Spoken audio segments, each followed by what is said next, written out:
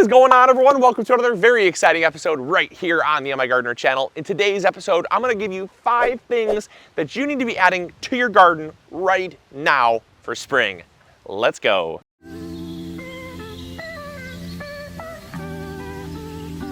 So the first thing you should be adding to your garden in fall for spring is compost. Check this stuff out. This is absolutely beautiful compost. It is at the finishing point. We're about 1 to maybe 2 weeks away from adding this over to the garden and topping off our raised beds. But we just added kind of some alfalfa pellets about a week ago or so. And in that episode, we talked about how that alfalfa can actually regenerate the nitrogen levels to actually kind of help finish the compost off. And if you check this out, this compost is super beautiful and it is just steaming away. It is like, I don't know if you can check that, I don't know if you can see that, but it is absolutely gorgeous and it's super, super warm. So the reason why adding compost in the fall for spring is a good idea is because it's actually going to do a couple things. The first thing it's going to do is going to slowly amend the soil over time. You know, you can add compost to fertilize plants, but you can also add compost to soften and amend and loosen your soil. And so by putting compost down in the fall is going to give time for those worms and soil microbes to come and work your soil so that come spring it's actually softer. The soil is comprised of many, many different types of organisms that will work the soil naturally so you don't have to rototill in the spring.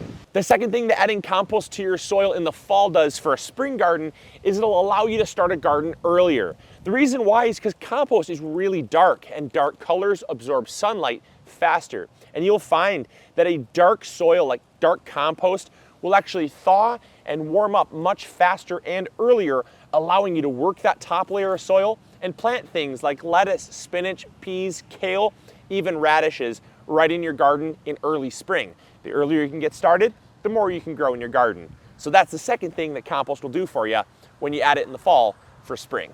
All right, the second thing you should be adding right now into your garden for spring are eggshells and other slow release soil additives. You see, eggshells and things like azomite or rock dust, gypsum, or even green sand can take a long time to break down and have that calcium be made readily available for your plants. Do not believe the old wives' tale that says that by adding eggshells to your garden, it's going to help your tomatoes with things like blossom end rot or a calcium deficiency.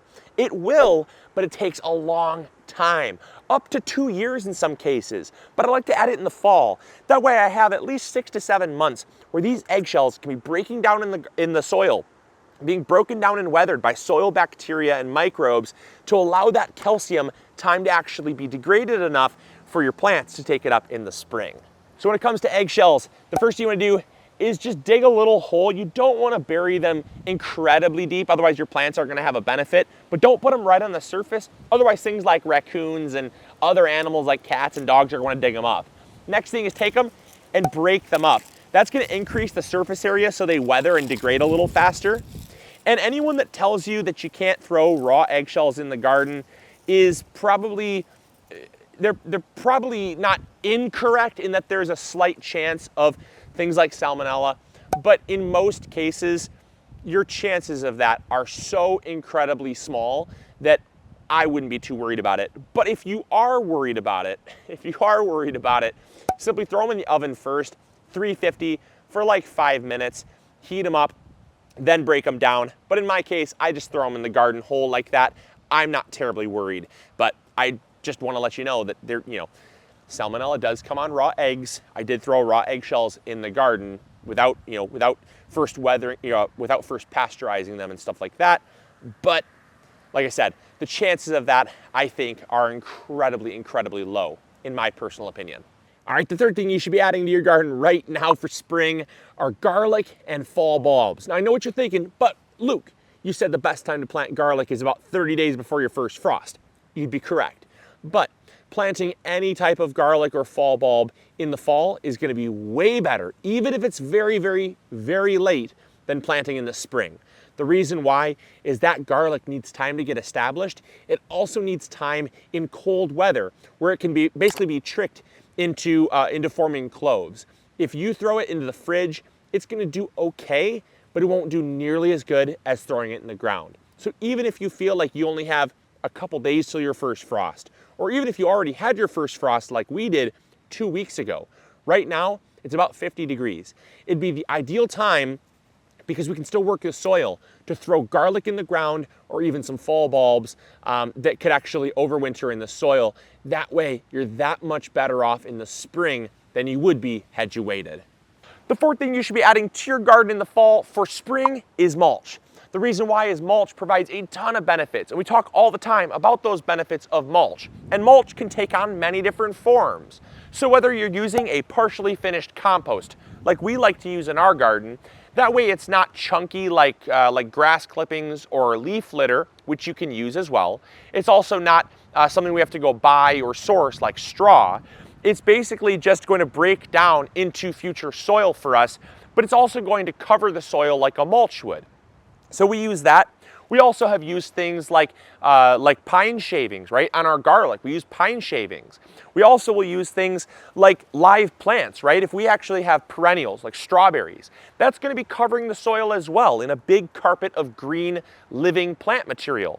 You can also cover your soil with a tarp even, where the tarp just basically protects the soil from things like snow, early spring rains, compaction and whatnot. Still will provide some benefits there as well. You can also mulch your soil with leaves, straw, grass clippings. All of those are good, but anything that you can use to cover your soil is going to protect it from degrading, weathering, leaching, erosion. It's going to help to keep the fluffy nature of that soil intact, so you're not losing all that beautiful hard work you put into your garden for the past growing season, and you're going to be able to reap those benefits much sooner in the spring. All right, and the fifth and final thing you can be adding to your garden in the fall for spring are perennials. This is a current plant, but you can be transplanting anything from a flower to a fruit tree to a fruit bush like this in the fall. The reason why fall makes a great time to transplant perennials is because they're going dormant. All of that energy that was up here is now down here in the roots. And so this root ball contains roots that have energy for the next season. And what it's going to do is it's going to sit dormant in the soil all winter long, and nothing's going to happen. It's not even going to notice that it was transplanted. Until spring, when it comes out of dormancy, the roots are then going to activate all that new growth, and it's going to come out of dormancy like nothing happened at all. And so if you're someone that's worried about transplant shock, fall is the best time to transplant, the best time. I would wager say it's almost better than spring. The reason why is it has longer time to sit in the soil. It has a longer time to become acclimated to the growing conditions around it, so that in the spring it's ready to grow, rather than transplant in the spring where there could be some room for transplant shock. So I still say early spring or late fall are the two best times when transplanting a perennial is acceptable and you're going to have maximum success. We get asked all the time about transplanting like an heirloom plant that they've had in the family for a long time. Maybe they're moving, maybe they just want to find a better location for it. Maybe it's not doing so well, maybe it's not getting enough light or something like that. And I always get asked when the best time to move that is. Right now is the best time. You want to wait until after the first frost, when most leaves have fallen off the trees. A lot of these leaves are starting to change color. Most of the leaves on the top have already fallen. That tells you the energy is down in the roots. That is when you're going to transplant. And remember, when you transplant, make sure to still give it water. It's a common misconception that when you transplant something in the fall, it's already got lots of rain and stuff in the soil. That might be true, but still give it some water. That really helps kind of settle it in, so it's going to do well for you. But those are the 5 things that you can be doing right now in the fall to prepare you for spring, to set you up for success. I hope you guys enjoyed. I hope you all learned something new. If you did, make sure to hit the like button, subscribe if you haven't already, and check out MIgardener.com for any seeds or any other fertilizer needs you might have.